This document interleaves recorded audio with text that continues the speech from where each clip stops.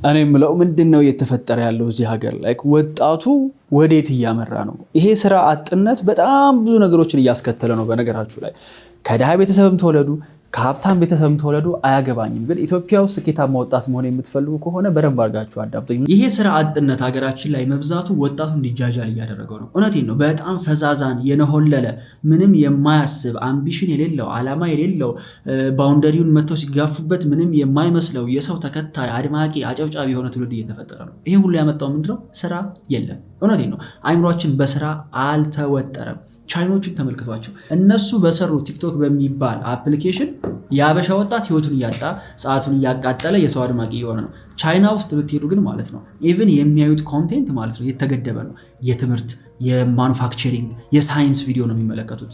እኛ ጋር ነው አሉባልታ ወጣቱን የሚያነሆልል የሚያደንዘው ነገር። እውነቴን ነው። ይሄ በጣም ያሳስባል። ይህንን ቪዲዮ ለመስራት ትሪገር ያደረገኝ እቅዱ ኖሮኝ አይደለም፣ ግን በጣም መጃጃል በስቷል እና እኔ እንዳቅሜ ባለችኝ በዚህ ትንሽዬ ሚዲያ ሀስለር ለሆናችሁ ወጣቶች በተለይ ደግሞ ከደሃ ቤተሰብ የመጣችሁ ምንም የተለየ የወረሳችሁት ሀብት የሌላችሁ ሰዎች ማለት ነው ህይወትን ፊገር አውት አድርጎ ሰክሰስፉል መሆን ኢትዮጵያ ውስጥ ቀላል አይደለም። ፍላጎቱ አቅሙ ያላችሁ ግን በደንብ አድርጋችሁ አዳምጡኝ። ይሄ ምናልባት ታላቅ ወንድማችሁ ወይም አባታችሁ ሊሰጣችሁ ይገባ የነበረ ምክር ነው። ታላቃችሁም ታናሻችሁም ሊሆን ይችላል። አይ ዶንት ሪሊ ኬር፣ ግን ይጠቅማችኋል ብዬ ስለማምን ነው። ኢትዮጵያ ውስጥ ስኬታማ ወጣት መሆን የምትፈልጉ ከሆነ የመጀመሪያው ልታደርጉት የሚገባው ነገር የሰው ተከታይ አለመሆን ነው። አበቃ። ተከታይነት በዝቷል። በቃ ሰው በግሩፕ እያሰበ ነው ያለው፣ በጀማ እኔ ገሌ ተከታይ ነኝ፣ እኔ ገሌ ደጋፊ ነኝ፣ እኔ ገሌ አድናቂ ነኝ። መቼ ነው የራሳችሁ አድናቂ የምትሆኑ? የምሬ ነው። እስከ መቼ ነው የሆኑ ሰዎችን ስቴጅ ላይ እየሰቀላችሁ የምታጨበጭቡት? እናንተ ራሳችሁ መቼ ነው ስቴጅ ላይ የምትወጡት? የእናንተ ድግስ መቼ ነው? እስከ መቼ ነው የሰው ድግስ እየሰበራችሁ እየገባችሁ የሰው ስቴጅ ላይ ለወጣ ሰው የምታጨበጭቡት? መቼ ነው እናንተ የሚጨበጨቡ? ከሰው ጥሩ ነገር አትውሰዱ እያልኩኝ አይደለም። ከጠቀምኳችሁ እኔም ከኔ ውሰዱ፣ ግን ማንንም ተከታይ አትሁኑ። አትከተሉ። ለምን ተከተሉኝ አላችሁ? ለምን ሌላውን ሰው ተከተሉታላችሁ? ብቸኛው መከተል ያለባችሁ ነገር መድኃኔዓለም እግዚአብሔር ፈጣሪያችሁንና ፕላናችሁን እቅዳችሁን ብቻ ነው። ሌላው ሁሉ አላፊ ነው፣ መንገደኛ ነው። ያም ይመጣል፣ የሆነ ነገር ሰጥቷችሁ ይሄዳል፣ የሆነ ነገር ጠቅማችሁበት ያልፋል። በቃ ጓደኛ ብትሉት ቤተሰብ ብትሉት በሆነ የህይወታችሁ ጆርኒ ውስጥ የሚያልፉ አካላት ናቸው። በቃ አንዳንዱ ጥሩ ሪሌሽንሺፕ ሊኖራችሁ ይችላሉ። አዎ ምንም ጥያቄ የለም። እነሱ ሰዎች ረጅም ጊዜ ህይወት ውስጥ ሊቆዩ ይችላሉ። የሰው ተከታይ እገሌ እንዲህ ሲያደርጉ አለ እገሌ እንዲሰራ እንደውም ምን ሆኖ ይሆን ብሎ መጨነቅ በሆኑ በማይመለከታችሁ ሰዎች ግን ይሄ የመጨረሻ የወረዳ አስተሳሰብ ነው። የሰርድ ወርልድ አስተሳሰብ ነው። ይሄ ሰርድ አይደለም፣ ፊፍዝ ሲክስ ወርልድ አስተሳሰብ ነው። እውነቴን ነው። ስኬታማ ሰው ራሱ ነው የሚከተለው። በቃ ፈጣሪውን ይከተላል፣ ራሱን ይከተላል፣ እቅዱን ይከተላል። ከዛ በዛ መንገድ ውስጥ የሚጠቅሙትን ሰዎች በሙሉ ብድግ እያደረጋቸው ይሄዳል። ሀሳቦች ይህንም አትከተሉኝ። ሀሳቤን ከወደዳችሁ ብቻ ውሰዱ። ኦኬ። ሌላኛው ገንዘብ እንዴት እንደሚሰራ ልታውቁ ይገባል።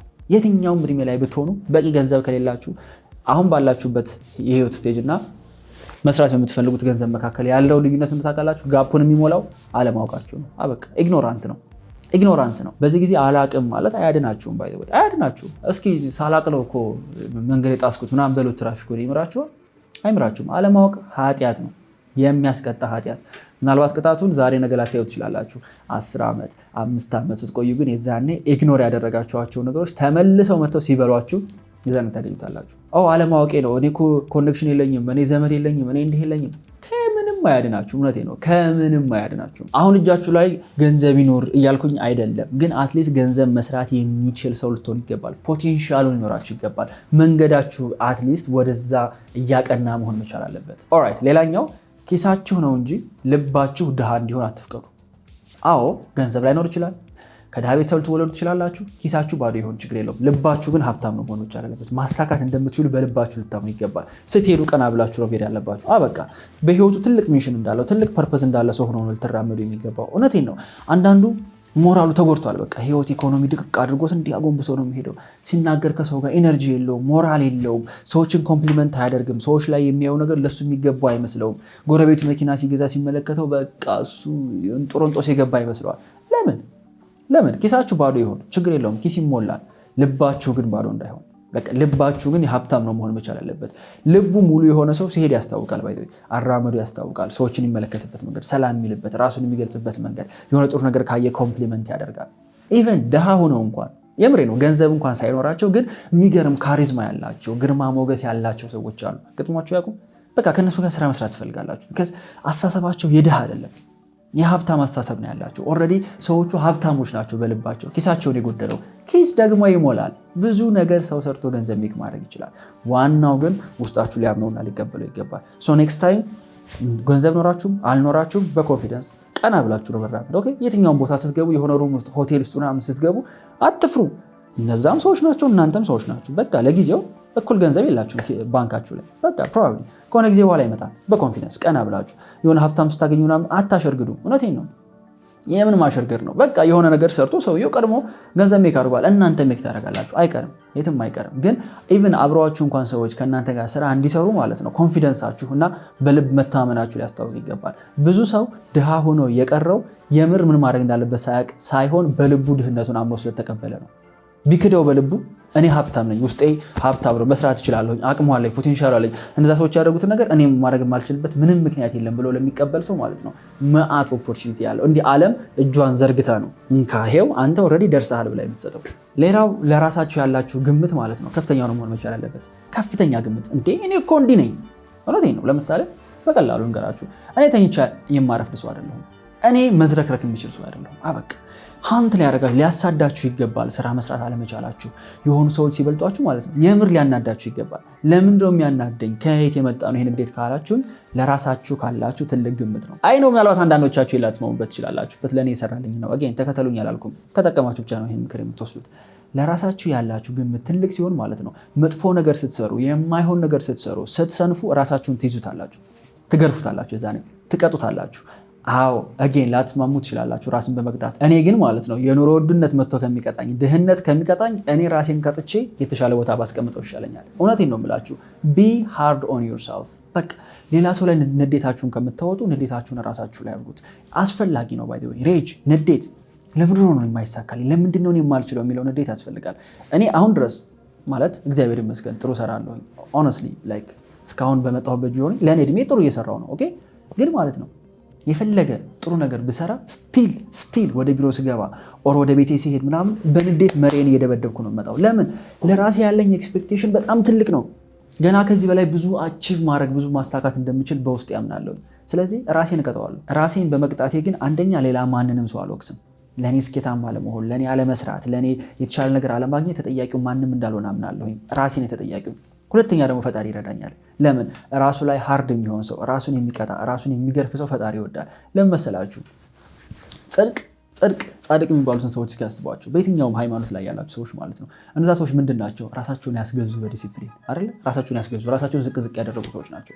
ስለዚህ ቢ ሃርድ ኦን ዮርሰልፍ። አትስሟቸው። በቃ ቴክ ኢት ኢዚ ቀስ ብላችሁ ትደርሳላችሁ ምናምን የሚሉትን ሰዎች በፍጹም እንዳትሰሟቸው። አሁን ቀስ የሚባል ነገር የለም። እውነቴን ነው። በቃ መስራት ካልቻልክ የሆነ ነገር ማለት ነው ይሄ ነገር አይሰራም ኖ አይደለም። እኔ እንዴት እንደሚሰራ አላውቅም ይሄን ነገር። ስለዚህ ጥፋቱ ያለው ማጋ ነው ማለት ነው ራሴ ጋር ነው። ራሴን ሼፕ ማድረግ አለብኝ ማለት ነው። ቢ ሃርድ ኦን ዮርሰልፍ። ለራሳችሁ ያላችሁ ኤክስፔክቴሽን ትልቅ ሊሆን ይገባል። ሌላው ሱስ ያለባችሁ ሰዎች አቁሙ። ምንም አይጠቅማችሁም። ይሄንን እንደኖረበት እንዳለፈበት ሰው ነው የምነግራችሁ። አይ ነው አንድ ሲጋራ ማጨስ፣ መጠጥ መጠጣት ከጓደኛ ጋር የሆነ ደስ የሚል ስሜት ሊሰጣችሁ ይችላል፣ ግን ፌክ የሆነ ስሜት ነው። እሱን ቀይሩት በሌላ ነገር። አልኮል መርዝ ነው። የምታጨቱት ዊድ ይገላችኋል፣ ሲጋራው ይገላችኋል። ብዙዎቻችሁ ደግሞ ወደዚህ ነገር የምትገቡት የእውነትም ደው ስትረስ ዱናችሁ ምናምን አይደለም፣ ሰንበዲ ስላደረገው ነው እያደረጋችሁ ያላችሁት። አይጠቅማችሁም። እዚህ ጊዜ ላይ ብቸኛው ሊኖርባችሁ የሚገባ አፎርድ የምታደርጉት ሱስ ስራና ስራ ብቻ ነው። ጧት እንደነቃችሁ ወዲያው በቃ ቶሎ ስራ እስክትገቡ ድረስ ሊያስቸኩላችሁ ይገባል። ከቢሮ በሆነ ምክንያት ከወጣችሁ ከስራ እስክትመለሱ ድረስ ልትቸኩሉ ይገባል። ይሄንን ሱስ ነው አፎርድ የምታደርጉት። እንዴ በዚህ ጊዜ ሱስ ውድ ነው። ባይ ዘ ወይ እኔ ቢራ ስንት እንደገባ ሰምቼ ቆይቻለሁ ካቆምኩና በጣም የደነገጥኩት። ሰው እንዴት 4-5 ቢራ በአንድ ቀን ምሽት የሚጠጣው? ኢትስ ሶ ኤክስፔንሲቭ። አፎርድ አይደረግም ሱስ እዚህ ጊዜ ላይ።